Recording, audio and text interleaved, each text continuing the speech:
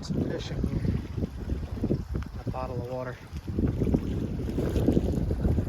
And napped a point, put it on the Atlatl. Just messing around here. Got power bait out in the water. Get a quick look at this point.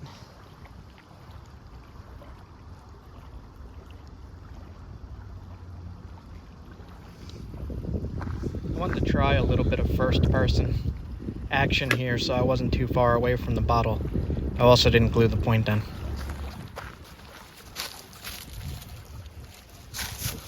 I did not glue the point in.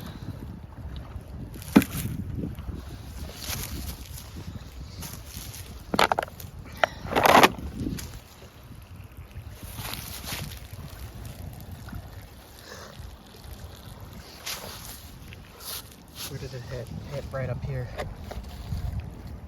Right in there. Came out the back. Cool. Not even glued, just tied in there. That's possum fur on there. So a lot of these I've fired into the ground and targets, and they're a little bit dirty, but I got some new ones that I put on fairly recently, and I will be using these. I've been meaning to go hunting, but we've been so busy with the RV that I have not gone out into the woods. Just wanted to show some of these. Handmade. Leah sewed up the possum quiver for me. And it's fur inside to protect the arrowheads. And I still have to waterproof this thing, so I'm going to smoke it soon. But leather outside and a shoulder strap. And some Leah stitchings. I don't know what that thing is at the end, though. I don't know. That was a leg? So there's a leg at the bottom of my bag. I smoked it a little bit. I didn't do it enough. So these just go in there like that. Nice arrows. I did kill a rabbit with one of these last season. If you want to see that video, go back. And I used this heavy-duty bow to hunt that rabbit. I wanted to talk a little bit about how the channel kind of got started. I was at a nap-in many years ago. I don't remember exactly how many. And I saw somebody napping, and I asked if I could have some of their flakes, and they gave me their flakes, and it just happened to be Onondaga chert. I asked them, where do you get Onondaga chert? And they said, you're going to have to figure that out yourself. This is Far Cry Primal, a game that I played extensively. Anyway, just added that in. So, they said, I'm going to have to figure that out myself. And I got kind of confused at that statement. And I was brand new, and I was just like, why wouldn't they just tell me where to get that rock? So I talked to Leah a bunch and decided to go look for that rock. And I was really new to flint knapping, like, I don't know, maybe a year or two in. So I took a few road trips. We went camping, and I was just looking at random rocks all over the place. And along the way, looking at artifacts like this one here and that one up in New York, and just trying to find some kind of information on where I could find flint knapping stone. So as I continued my journey, I found that I really needed camping, I really needed the wilderness, I really needed fishing, I really needed hunting. I really enjoyed all of it. And it really added to my outdoors experiences trying to find this stone. It just really meshed really well, and I got to travel and see crazy stuff. Camping, moose, bear, just camping on lakes during storms and seeing the mountains and just exploring. Without the rock, I get bored quick. Without flint knapping, I get bored quick. I love the history, I love camping, I love the mountains. But like when I'm out at a campsite, if there's no rock, I get very, very bored.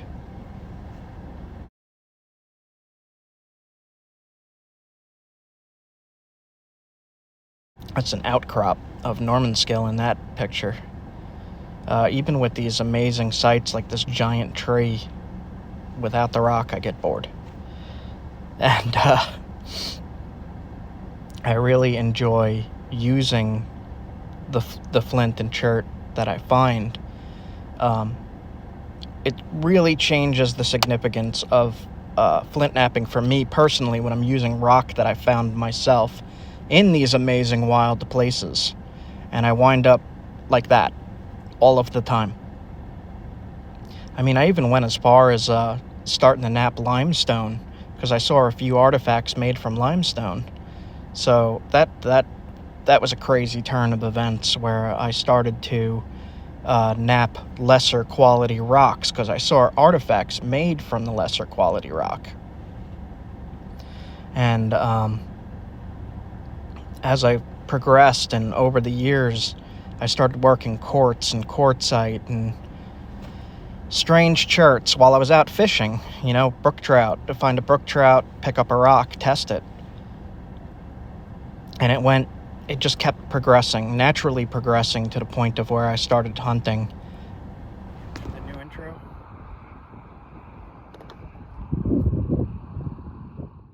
I've always been a hunter since I was a kid. My uncle used to take me out with rifles and such, but primitive hunting really changed a lot for me. I really learned a lot. And during my time, I wound up teaching classes at Yale and showing these kids the basics of stone tools. Showed them how to throw an Atlatl, showed them how to build an Atlatl. And all that just started from me just looking for rocks when I was out camping and sick. I was so sick.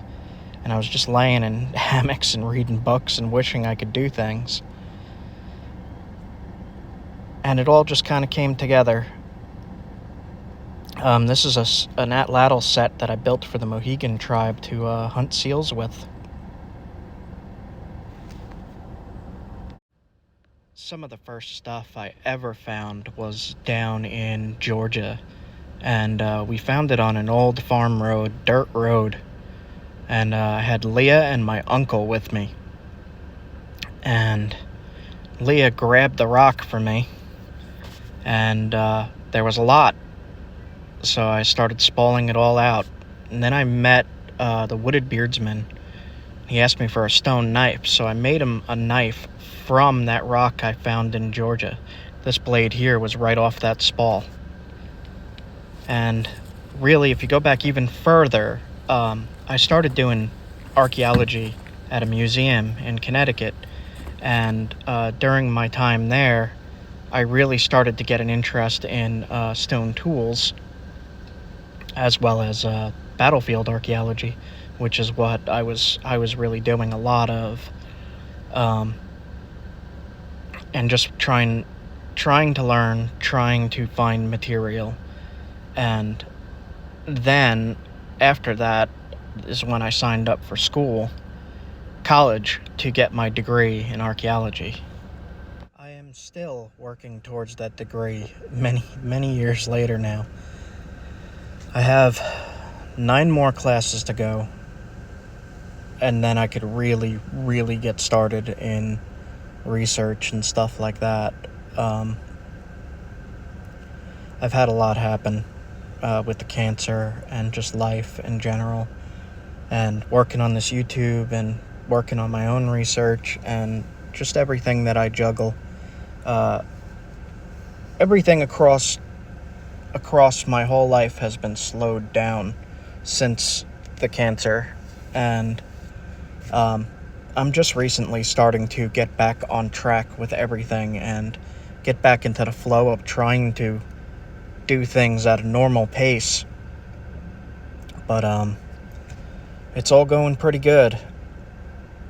I still have to sign up for classes like as soon as possible.